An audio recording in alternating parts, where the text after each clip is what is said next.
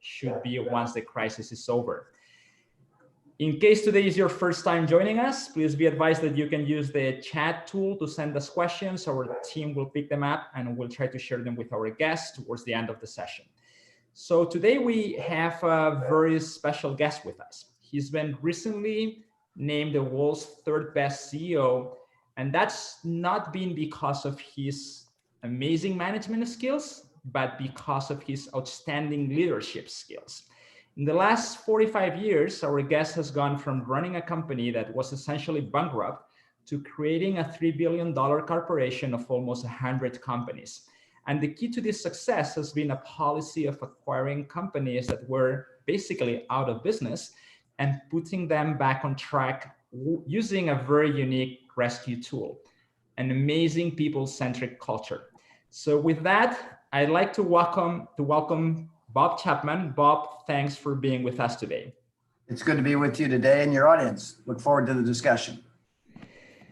So Bob, if there's a business person in the world who knows how to navigate through crisis, that's you. You've visited hell several times and you've always managed to come out. The devil hides when he sees you coming. So isn't it ironic that after a life rescuing companies out of trouble, now that everyone else seems to be in trouble, your company is thriving? Is that life owed you one and finally paid you back? Yeah, well, I think it's having experienced some real financial crises from my business practices in the early 70s and early 80s. I decided to build a business model that I call our primary responsibility is to build a safe business model. So when we invite people in, they feel safe, they feel they can raise their family, produce a good income, and have a good career. And so, good news is I made my mistakes when I was young. So when I designed our current business model in 1988, I designed it to be very robust. Again, if you're designing a new car or truck, you take it into the worst conditions and see how it holds up. Well, same thing when we look at our business models, drive them into the 08-09 downturn, drive them into the pandemic crisis, coronavirus, and see how it holds up. So very fortunate to have had some crises early that allowed me to design a more robust business model. So that's great. But again, I guess that having a robust business model has two components to it. One is diversifying, running a business that touches on different aspects of business opportunities so that you are safe. But what happens when the crisis just impacts your core business and there's not much more you can do from a mere business perspective because there's no business. You're basically running a business in a virtual industry. So what's the key then? Well, I was talking to a lady who read my book who was a senior executive of a cruise line. And you talk about an industry that's been devastated. It's the cruise lines. And she called because she'd read our book, How We Dealt with 08-09. And my advice to her, because again, their business they're getting more cancellations than reservations and canceled most of their cruises. And I said, what you got to do is you got to make some assumptions about how you can get through this crisis so that the people that are with you will get through this crisis and minimize the amount of people that will get hurt. And again, an old story is when an airplane is heading towards mountains and the pilot says, we're losing altitude. If we don't lose some weight, we won't clear the mountains. Your priorities become pretty clear. You throw your baggage out, you throw the chairs out, you sit on the floor.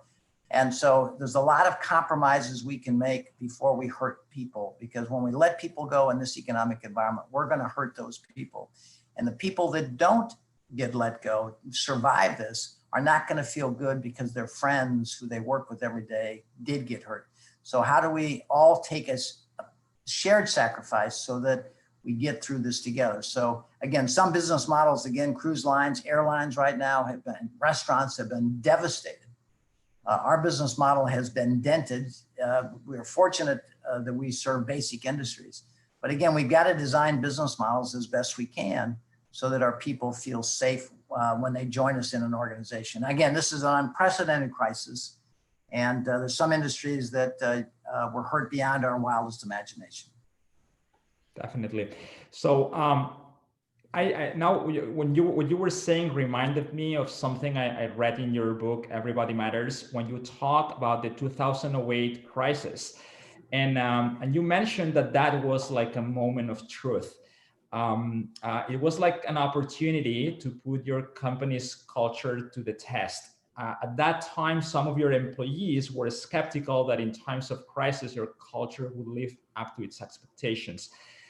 But in fact, as you describe in the book, that's what happened. Could you tell us exactly what happened with the skepticals when your culture was put to the test? Well, a tiny bit of background. We had been awakened through a series of experiences to that leadership is caring for the people you have the privilege of leading. And we had started articulating our beliefs in that. And I started traveling around the world, our operation, telling people, we believe in you, let's do good things together, and we care. And so I'd been giving these talks around the world to an organization in this new awakening I had had about the importance of people.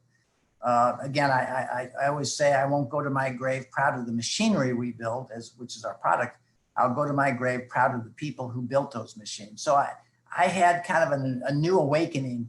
And when the 08-09 crisis hit, I happened to be in a hotel in Italy visiting our Italian operations, and I got a note that a major order that was in our backlog, we thought we could count on our backlog, but all of a sudden our backlog started disappearing. And I said, oh my God, it's hit us. What are we going to do?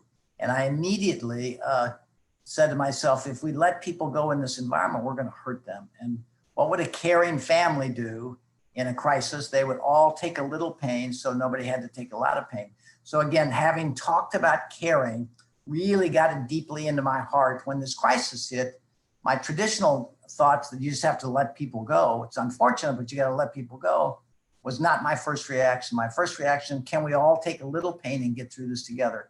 And so we asked people to take a month off without pay to kind of get through whatever that period was going to be like. We didn't know at the time. And the reaction of the people was astounding, because not only did they now feel safe, okay, even though they gave up 1 month's pay, they got in return 4 weeks with their family when they wanted it. And they felt they were helping their friends at work keep their job, which was extremely meaningful. So it was an act, it's a benevolent act on their part towards the people they work with.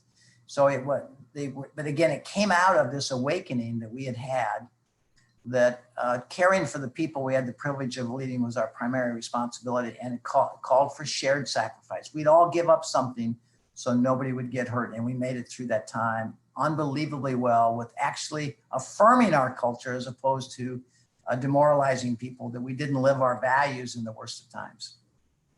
So you have this reputation for not letting anybody go. Is this a literal sentence? You've never let anybody go, or you've never let anybody go for economic reasons? Well, I would say to you that the answer to that question is, we start with, there are, and when you raise a family, because, my experiences in leadership came from my parenting 6 kids with my wife, Cynthia, and what I learned about caring about kids. And even in our families, we have what we call hard love. Occasionally doing something that's hard relative to your kids' behavior is the right thing to do for your kids. Mm-hmm. We will periodically have a situation where somebody doesn't rise to the level of leadership that the people that they're leading deserve. And after a very thoughtful, caring process, we sometimes have to ask people to move on. And sometimes that's the best thing in the world for them. And we do it in a compassionate, caring way, because we care, we care about the leaders, but we also care about the impact those leaders make on people. So we clearly have issues with people that in various situations that we have to address, just like a family does when you have 6 kids. Mm-hmm. So it's not, but how you address these issues in a compassionate way is important. And we had the Harvard Business case study is about our having to make an adjustment in our one of our divisions out in Arizona that makes medical devices, and their major customer dramatically stopped spending on our technology, and it was like a 40% of our business dropped. And we spent months trying to determine, can we recover from that? What can we do? And we finally determined that this was a permanent reduction, that nothing we could do about it. And the organization wasn't going to survive if we didn't address it. but we addressed it with, it was 20 people that we had to ask leave of this 100 and some person organization. But we did it with compassion, care, made sure they found another position, followed up with them. We actually got an award from the city for the way we dealt with that, because we dealt with it compassion. And eventually we're asked, because that business eventually developed new accounts and it's doing very well now.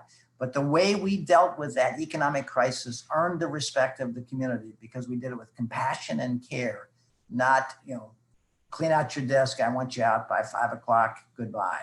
Okay, because the way you treat those people you ask to leave does affect the people that stay, in terms of, if you treat them that way, maybe you'll treat that way. So we are called to treat those people who we can keep in our business with compassion. We are called to treat those people that our business model, because of, again, catastrophic issues like we face right now, we can't afford, because we have to, for the benefit, we have to get through this crisis. And sometimes businesses change dramatically. Right. I think it's important to understand this, because not always keeping the wrong people on board is the best thing either for the company or for them. Actually, sometimes letting them go is the best thing you can do for them and for the company. We call it hard love when we're raising kids. Sometimes the consequences of your behavior are the only way you're going to learn. And again, at one time I used to favor kind of keeping people on because I had hired them, I knew their family, I kind of wanted to be supportive. But then I realized that those 50, 100 people that work in their care are getting hurt because I'm more focused on that individual I'd hired. So this is the delicate balance. You got to look at all the people you have the privilege of leading as somebody's precious child who's been placed in your care, and you need to do the right thing in all situations, which is not easy, nor is parenting easy. No caring relationship is easy. Okay, it requires tough decisions. Sometimes those tough decisions are how people really learn. That's right. I think that some people listening to us might get the idea that leadership is a sort of magic wand that you can use in times of crisis and forget about it when everything is fine. But I don't think that's the case, is it? No, I think it's just the opposite. I mean, the problem is that, as I told you earlier, we define the word management as the manipulation of others for your success. And the word leadership is the stewardship of the people you have the privilege of leading. And a crisis environment is what shows your character. And so I would say to you, in these times, we're going to see where the great leaders are in this country and the way they deal with the people that they are able to keep in their organization and the way that they deal with the people that are not, because we are in an unprecedented times and we don't really equip people other than with economic tools to deal in times like this.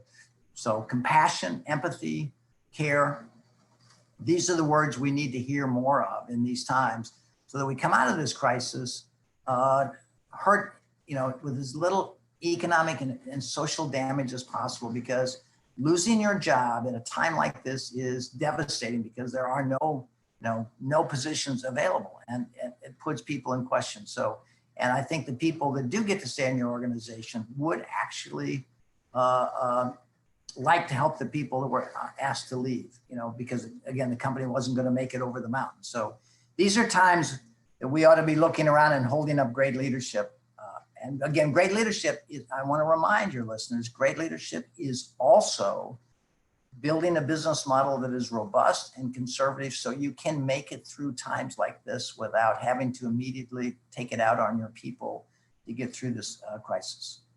So would you say then that more than an opportunity for change during the crisis, I mean, it's an opportunity to actually demonstrate the work you've done before the crisis. I don't think that listening to you, companies who didn't do their homework before, probably it's too late for them to implement your principles. Maybe it's never too late, but it's kind of at least later than for others that have been applying it. And probably one of the opportunities that we have now is for the companies that have been implementing these strong people-centric cultures is to actually pick up the ripe fruits of their hard work before developing an organization that's people-centric?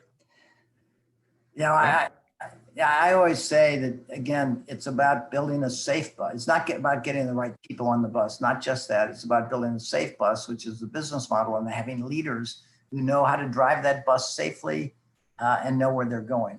That is the key. And so I would encourage all people running businesses to kind of look at the impact 0809 had on your business, that the coronavirus has, and what that says about the way you run it. Because again, having been through the crisis I did in the 80s, I tried to design something for more extreme conditions. Didn't keep ran a conservative business, even though we bought 110 companies. I did so very conservative. We serve basic industries. We have a lot of recurring revenue, and we will get through this together. And our people feel safe. They feel valued.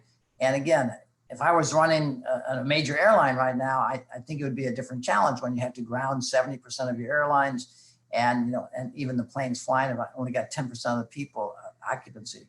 So I mean, there are some extreme examples right now that people are trying to help through this. Our governments are trying to help through.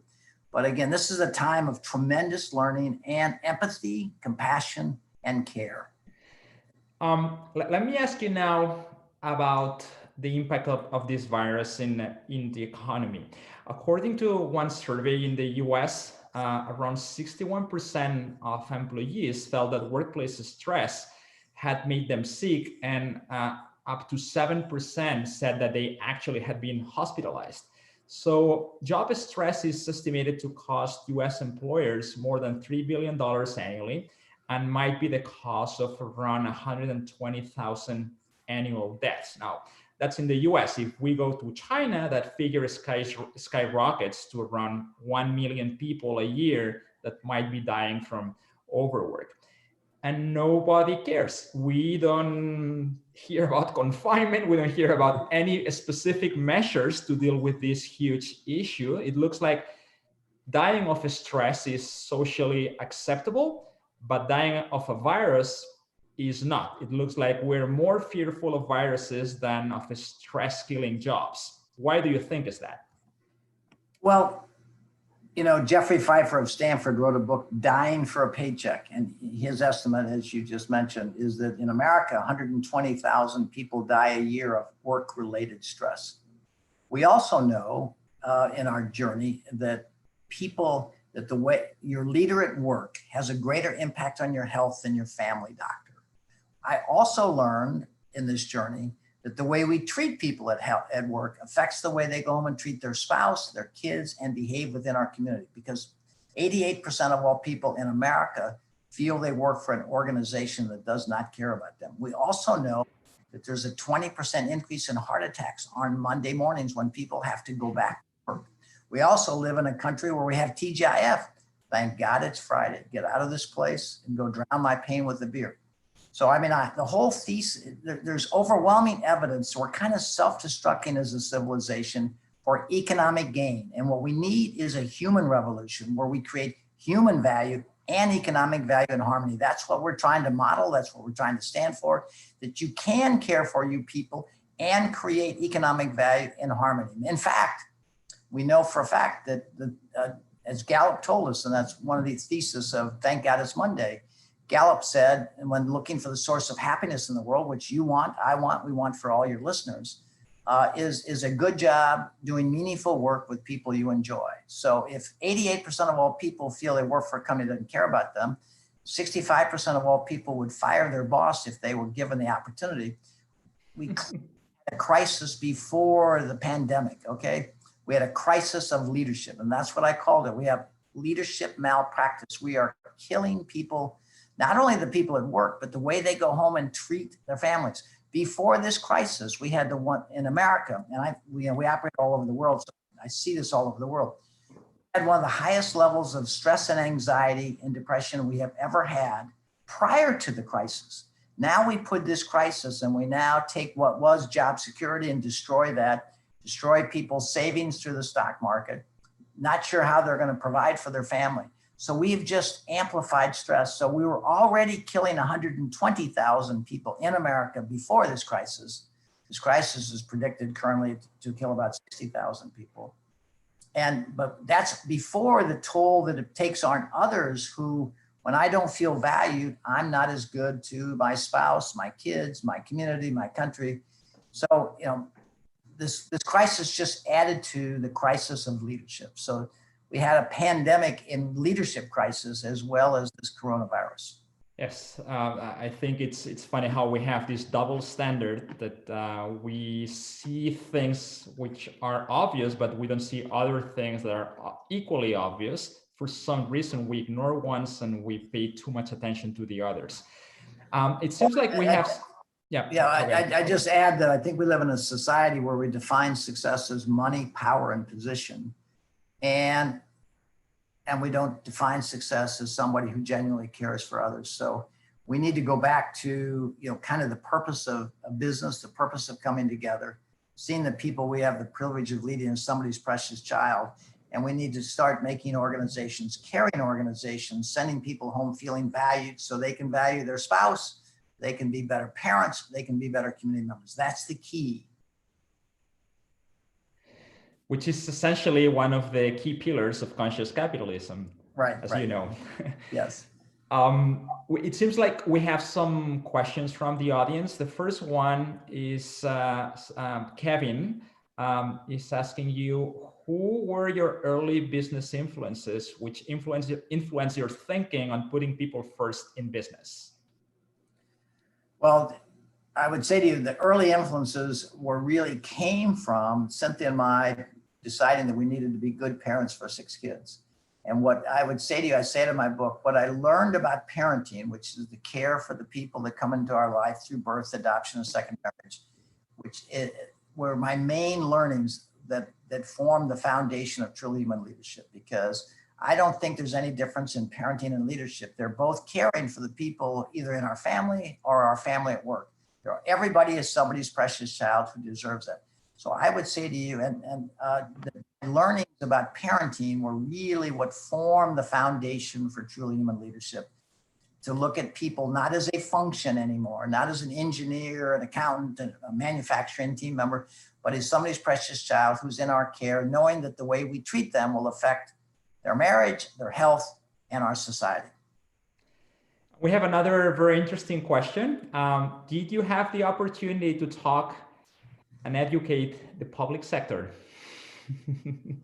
Well, the beauty is that our message, which really just started internally, it wasn't until Simon Sinek came along and said, I'm no longer a nutty idealist. I have just seen what I dreamed of. I dream of a world where you could tap anybody on the shoulder and say, do you like their job? And they say, no, I don't like my job. I love my job. That was, kind of the early beginning that we were given a gift that we needed to share with the world. And so people started coming in to our company and various companies around the world. And Raj came in, obviously the co-founder of Conscious Capitalism, and said, my goodness, I think this expands my belief of what conscious businesses are. There's a big human element in conscious capitalism other than the product and, being environmentally friendly and, but also being humanly friendly, to create a safe, healthy environment for people. So I would say to you that evolution was really very natural, from parenting to looking at people that I had the privilege of leading as somebody's precious child whose life I would impact by the way I lead this company.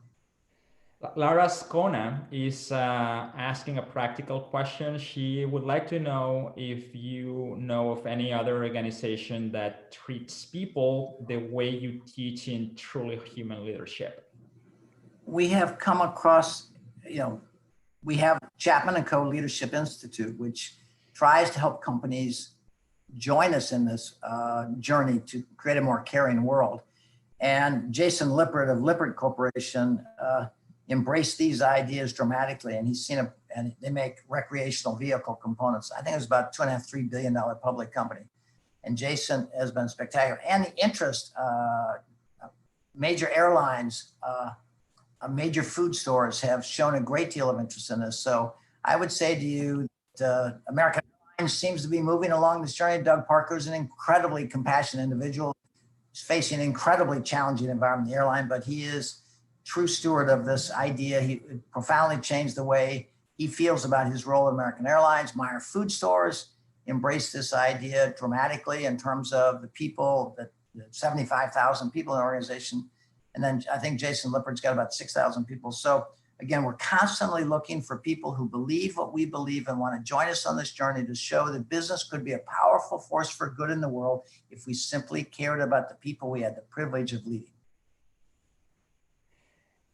We're getting an explosion of questions. We're definitely not going to have time to cover them all, but let's see how far we get.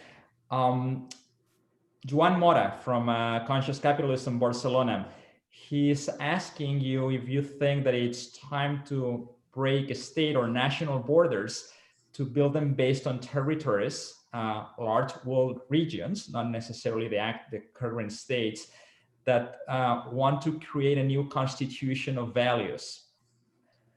Well, we definitely need a new constitution of values. How we do that is beyond my political imagination. But what we hope to be, again, there's a lot of people with philosophies that are powerful that we are all listening to, reading about here on TED Talks. I think what resonates with people about Barry-Wehmiller and Truly Human Leadership is we're simply sharing what we're doing, and we're sharing the impact it's made on people's lives. And I think if your listeners can embrace this idea that the people that we have the privilege of leading are somebody's precious child, and the way we lead will affect their health and the way they go home and treat their family, it will call all of us to embrace these, and it will be very much a global message. I was very touched over the holidays. I got an email from a CEO in Russia who had bought a machine from our US operations for Moscow. And he sent a copy of him standing in front of our big machine to make corrugated material with a copy of my book, Everybody Matters. And another CEO in Russia flew over. So I think this is a non-territorial issue. I think caring is a global issue. And again, we operate in almost every major country of the world. And I find reception to this message profoundly from Belgrade to London to Lucca, Italy, to Milan. It is a universal truth that people simply want to know they matter. And we as leaders have the power and opportunity to show people they matter. I'd like to ask you one final question because we're approaching the top of the hour. What do you think the contribution of businesses should be to society as we get out of this crisis or in our way out of the crisis? What does the term conscious capitalism mean to you? I think what we need desperately is we need a human revolution. We had an industrial revolution that brought a lot of economic prosperity to countries, to communities, to families, and it drove a lot of wealth creation. But it didn't create human dignity, and it was not focused on the impact we could make. We thought if we gave people more money, through better jobs, better benefits, that we were doing what people needed. And we've been through decades now of an industrial revolution, and what we need is a human revolution. We need people to see the product of their company, not the machines they build or the service they provide, but the people whose lives are in their care. Because if we don't awaken to this, we are kind of self-destructing as a society, because these people that leave our businesses every day, again, if 88% of all people feel they work for a company that doesn't care about them, we are self-destructing. And we need a human revolution where we create human value and economic value and harmony and show that we care through our practice, designing good businesses, good leadership practices, making sure we're empathetic, making sure that we show we care for people, and we will profoundly change the world as we know it. Business could be the most powerful force for good in the world if we simply cared about the people we had the privilege of leading. It's your concept. We're out of time, but I can't help asking you this. When you talk about this human revolution, it brings to mind the previous big revolution in humanity was 70,000 years ago. It was the cognitive revolution. That's been the real big revolution that took sapiens from nowhere to where we are today. So the cognitive revolution has helped us climb the ladder up to the top of the species, and that's how far we've gone. is what we need now to continue progressing and not destroying ourselves. More than a cognitive revolution, which already happened, a consciousness revolution. And is that what you mean by human revolution? I mean, by human revolution, I think we need to focus on human value creation, which is not economic value creation, because people don't feel cared for, and they go home and they're not able to be good parents, and they don't live healthy lives. So we create a health crisis, and these young kids growing up do not get to see parents who feel cared for because they came home from oppressive environments. So I would say to you that he is a human revolution in harmony.